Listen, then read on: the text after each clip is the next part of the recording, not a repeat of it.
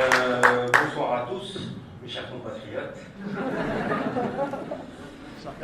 Si je suis là, moi, ce soir, c'est pour un peu représenter un peu les cheminots du Bourget, mais aussi à l'anniversaire de RP, un peu expliquer le rôle que Révolution Permanente a joué. Et en fait, pour un peu comprendre ce que je vais essayer de raconter, c'est d'expliquer un peu la fin de cette grève. Cette grève-là, en fait, elle a duré 5 mois. Et elle s'est terminée en fait avec la signature d'un protocole d'accord. Et il y a une phrase en fait qui est symbolique à la fin de la signature de ce protocole.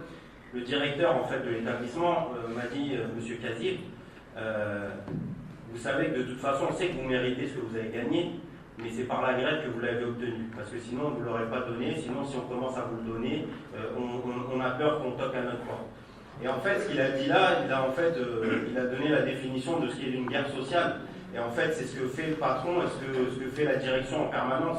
Et en fait, c'est à cette guerre sociale-là que nous, on a essayé de répondre avec les cheminots du Bourget. Et l'aventure, en fait, le mouvement, en fait, c'est pas un mouvement qui démarre, on fait un préavis de grève et puis on va sur un piquet de grève et puis c'est tout. Il y a aussi cette prise en compte et cette conscience qu'on avait besoin d'avoir et aussi de construire. Parce que les cheminots du Bourget, on avait fait une grève en 2015 qui avait aussi très bien marché, mais qui a fait pchit, si on peut dire. En fait, on a obtenu des petites choses, voilà, quoi, des petites améliorations, mais en fait, il n'y a pas eu de politisation en fait, du mouvement, il n'y a pas eu de construction. On ne s'est pas dit est-ce qu'on mérite d'aller chercher plus, est-ce qu'on se contente de ça, est-ce qu'on essaye d'élargir, etc., etc. Et aujourd'hui, en fait, ça va faire 1 an qu'on connaît Révolution Permanente, on avait connu les camarades étudiants, etc., de Paris 8 que je salue qui sont ici et qui nous ont apporté énormément de force et de chaleur lors des AG à Paris Nord. Et en fait, comme beaucoup, au début on voit RP, on se dit c'est un média, c'est des journalistes. En fait non, c'est pas des journalistes, c'est des vrais militants de terrain qui ont eu la bonne idée de créer un outil justement pour véhiculer tout ce qui se passe à droite à gauche et d'essayer de relayer, parce que là aujourd'hui, on voit qu'il y a de plus en plus d'infos sur Facebook, etc. On banalise limite le truc. Mais ce qu'il faut se rendre compte, c'est qu'il y a 2 ans, quand il n'y avait pas Révolution Permanente, qui aurait pu entendre parler des campagnes de la Tour Eiffel, qui aurait pu entendre parler des GMS, etc. Enfin, quoique les GMS, c'est parce qu'ils mettent aussi un rapport de force à hauteur pour pouvoir passer à la télé. Et puis on voit, quand ils passent à la télé, c'est soit des chemises arrachées, soit des voyous, soit des preneurs d'otages, etc., etc. Et il n'y a aucun média qui a jamais qui a jamais porté cette parole ouvrière-là et d'essayer d'expliquer les luttes et du fond des luttes, vraiment d'aller chercher qu'est-ce qui se passe et qu'est-ce qui se dit. En fait, RP pour nous a joué un rôle prépondérant déjà, d'une part par la médiatisation qu'ils ont pu nous apporter, et aussi cette construction-là politique dont nous on avait besoin. C'est pour ça qu'avec certains cheminots, on s'est engagé à discuter un peu, parce que c'est des militants qui ont une culture de grève. Et ça, nous, on le banalise au début, mais en fait, ils ont un vrai apport au niveau de la construction, de comment on discute, comment on essaye de faire des choses. Je vais vous donner par exemple un exemple tout bête, une caisse de grève. Il faut savoir qu'avec les cheminots du Bourget, nous, on n'était pas opposés, mais pour nous, une caisse de grève, ça ne servait à rien. On se disait, je mets 10 € sous mon matelas, et puis c'est tout, j'ai pas besoin de faire de caisse de grève, je peux me démerder tout seul. Et en fait, on s'est dit, bon allez, on va essayer de la faire. La caisse de grève, elle était à 0 €. Et puis il y a un jour les camarades étudiants qui sont venus, qui ont collecté de l'argent à droite et à gauche et qui nous ont ramené 300 € par solidarité pour essayer aussi de nous montrer cette façon de faire, en fait, d'essayer de construire, qu'on peut essayer d'alimenter une caisse de grève. Aujourd'hui, moi je suis fier d'avoir une caisse de grève qui a 1 500 €. Qui a été utilisé pour pouvoir aider de temps en temps les cheminots quand ils en avaient besoin. Et puis aujourd'hui, il y a une vraie construction à travers ça, où aujourd'hui, avec les cheminots du Bourget, on se dit qu'est-ce qu'on fait? Est-ce qu'on essaye d'aider d'autres luttes? Est-ce qu'on essaye de continuer à cumuler pour préparer le prochain mouvement? Et c'est toutes ces choses-là qui nous manquaient. Et en fait, la grève du Bourget, c'est ce que je dis moi, c'est à tous mes collègues, c'est que c'est une école en fait, c'est une école de la grève. C'est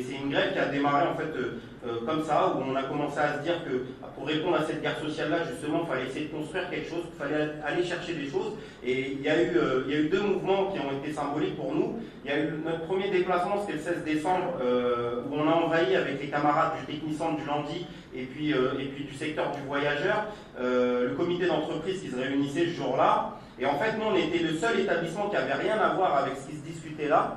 Et on était le seul établissement à être en grève et à soutenir justement les cheminots qui étaient eux en grève ce jour-là. Et en fait, on s'est rendu compte d'un truc, c'est l'enthousiasme en fait qu'avaient les cheminots, nos collègues avec qui on travaille au quotidien, mais de se dire mais les cheminots du Bourget sont là avec nous en grève et nous soutiennent, c'est un truc super beau. Et derrière, on a continué en allant voir les camarades là, qui sont au fond de la salle, Ansouman et Franck, etc., de MC Synchro, où en fait, ils ont mené une bataille, mais dure et ultra combative, en fait, où ils ont fait plus de 50 jours de grève pour des intérimaires, pour que les intérimaires, en fait, soient embauchés. Et nous, quand on a pu voir ces différentes grèves-là, et puis d'aller voir les cheminots, leur dirait, les gars, il n'y a pas d'intérimaire ici, il n'y a personne qui est dans la galère comme peuvent l'être les MC Synchro, etc.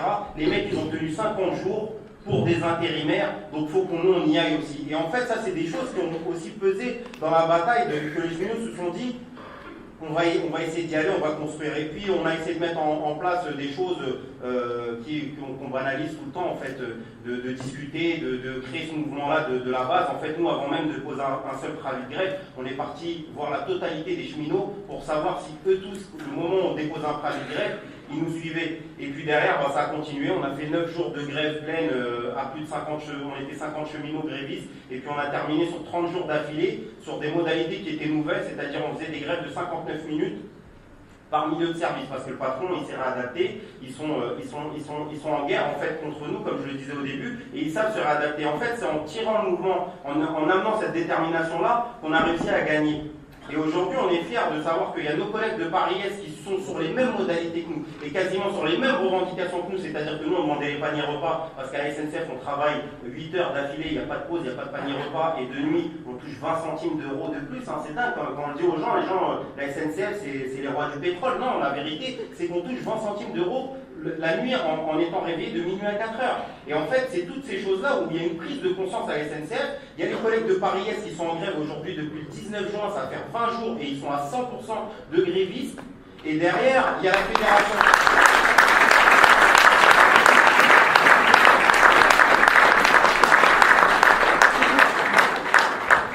Merci pour eux. Et derrière, on apprend la fédération Sudrail qui va déposer un préavis de grève pendant 2 mois sur les modalités des cheminots du Bourget pour les revendications justement qui étaient celles du Bourget. Donc on se dit en fait qu'un petit secteur qui était insignifiant au regard de la SNCF, en fait il a réussi à prendre une ampleur phénoménale, et aujourd'hui c'est ça qu'on se dit. Comment on essaie de construire cet avenir-là ensemble? Et moi, il y a 1 an, jamais j'aurais pu penser être avec des camarades de PSA, des travailleurs du spectacle, etc., des collègues de compagnie, et Assa Traoré aussi qui était avec nous. C'est toutes ces choses-là en fait qu'on construit. Et nous, on essaye aujourd'hui avec les cheminots de pouvoir construire ce tous ensemble-là qu'on aimerait avoir, qu'on aimerait essayer d'exporter avec tout le monde, quoi, d'essayer de faire en sorte que c'est la base, que ce soit ces discussions-là qui commencent dès aujourd'hui, parce qu'il y a les ordonnances Macron, et on a tous, en travers de la gorge qui s'est passé fin 2016, avec des journées saute-mouton, on avait tous, si on prenait, il y a un truc qu'on dit souvent pour la Coupe du Monde où il y a 65 millions de sélectionnaires, mais là si on prenait les millions de travailleurs qui ont lutté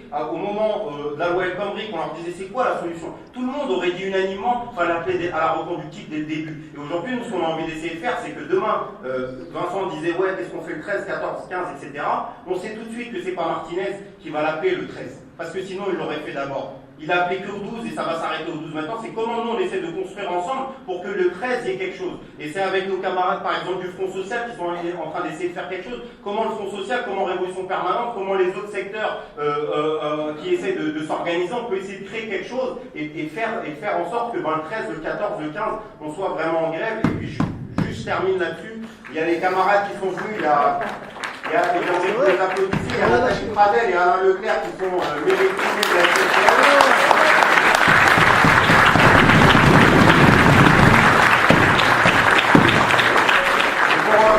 Pour faire court, Nathalie Pradel, elle a pris 12 jours de mise à pied et mutation disciplinaire parce qu'elle avait la souris. Elle a 12 ou 9 Dernier avertissement et 2 jours de mise à pied.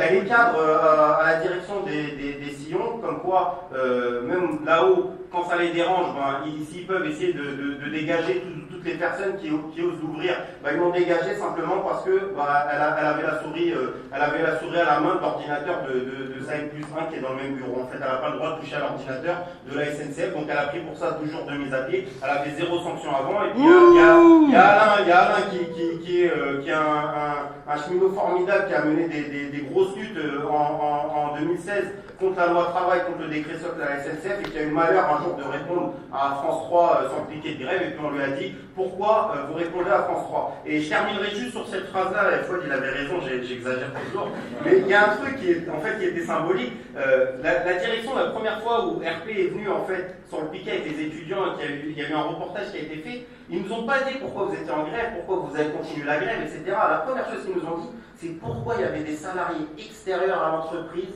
qui étaient présents, et pourquoi il y a eu un reportage sur Internet. C'est dire à quel point en fait ces choses-là que nous on banalise, c'est ce dont ils ont peur.